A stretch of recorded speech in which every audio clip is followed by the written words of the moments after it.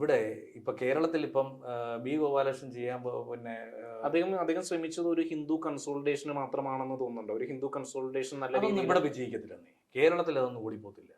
കേരളത്തിൽ ഈ പറയുന്ന കേവലം 5% വോട്ടിംഗ് പെർസെന്റേജിൽ നിന്ന് ഇന്നൊരു 10-20% വോട്ടിംഗ് പെർസെന്റേജിലേക്ക് 4 ഇരട്ടിയായിട്ട് വർദ്ധിപ്പിക്കാൻ ബിജെപിയെ കൊണ്ട് കഴിഞ്ഞിട്ടുണ്ടെന്നുണ്ടെങ്കിൽ അത് പാർലമെന്റ് ഇലക്ഷന് മാത്രം. പാർലമെന്റ് ഇലക്ഷൻ പക്ഷെ നിയമസഭയിലും അത് നടക്കത്തില്ല, നിയമസഭയിലും അത് ഉണ്ടാവത്തില്ല. പിന്നെ ഈ നടന്ന തദ്ദേശ തെരഞ്ഞെടുപ്പിൽ നടന്നില്ല. അവർ ആകെ തിരുവനന്തപുരം പിടിച്ചെടുത്തേ ഉള്ളൂ.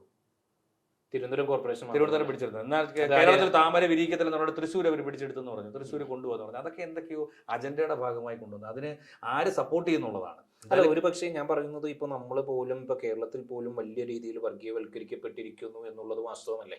ഇപ്പോൾ നമ്മുടെ സംസ്ഥാന സർക്കാരിന്റെ ക്യാമ്പയിൻ തന്നെ 10 വർഷം വർഗീയ കലാപങ്ങളില്ലാത്ത കേരളം എന്നുള്ള രീതിയിലേക്ക് അവർക്ക് നീങ്ങേണ്ടി വന്നിട്ടുണ്ട്. കേരളത്തിൽ 10 വർഷം വർഗീയ കലാപം ഇല്ലെന്നുണ്ടെങ്കിൽ ഓരോ തെരഞ്ഞെടുപ്പ് വരുമ്പോഴും ഒരു വാർഡ് തൊട്ട് നടത്തുന്നത് വർഗം തിരിച്ചല്ലേ ഇവിടെ കൊടുത്തുകൊണ്ടിരിക്കുന്നത്. അപ്പൊ ഇപ്പൊ ഗോപാലകൃഷ്ണൻ പറഞ്ഞു തന്നെ 50 വർഷമായിട്ട് ഗുരുവായൂര് ഒരു ഹിന്ദു MLA ഇല്ല. അല്ല, അപ്പൊ നമ്മൾ ഈ പറയുന്ന മതേതരത്വം എന്ന് പറയുന്നത് കപടതയാണ്. തീർച്ചയായിട്ടും